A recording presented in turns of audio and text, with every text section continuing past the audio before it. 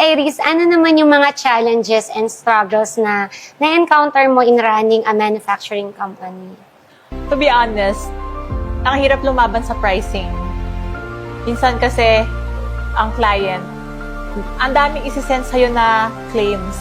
Siyempre, pag gagawa ka ng produkto, mag-i-invest ka sa mga raw materials, active ingredients. So, isisiksik mo yun sa concept nila.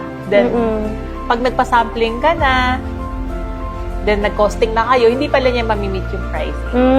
So, it's a challenge sa akin yun na paano ko pabababain ng presyo pero maganda pa din.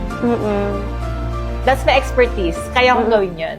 Wow! So, ibig sabihin, nagagawan mo ng paraan. Yes. Kasi collaboration work yun eh. So, talagang makikipagtulungan ka sa client mo kung yun lang yung budget niya eh. Lagi kong iniisip na you always pour out your heart when you're working sa brand na ginagawa mo. Kasi at the end of the day, pag pinaghirapan niyo yung brand, ang magiging successful si brand owner and kayo din. Yes. Kasama sa success ni brand owner, di ba? So, paano ginagawa mo pag gano'n na parang si client may gustong kalabasan pero hindi talaga siya fit sa budget? Ang ginagawa namin, nagsusubstitute kami. For example, may ingredients tayo na gusto na mamahalin. Marami kasing ganun eh. Like, 50,000 per kilo, 70,000, and so on. Ang gagawin namin, magsusubstitute kami ng mga locally produced na mga active ingredient na pwede namang gamitin na nagbibigay din ng same na effect. So, parang yung benefits andun din. Andun pa din. Hindi nga lang yung actual na claims mo noong umpisa pa lang.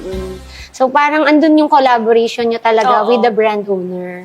Oo. Kasi kailangan talaga siya na para ma-meet yung budget, kailangan nyo talagang gumawa din ng paraan. Kasi sayang client na. Tama ba?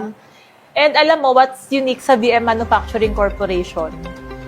Hands-on ako makipag-usap sa mga brand owners ko. Talagang ako yung humaharap sa kanila para maibuin yung formula. Concept. Hindi yung katulad ng may pagpapasahan ka pa ng mga sales na technical. Direct sa akin, tayo mag-uusap diretso para alam ko yung gusto mong gawin sa product.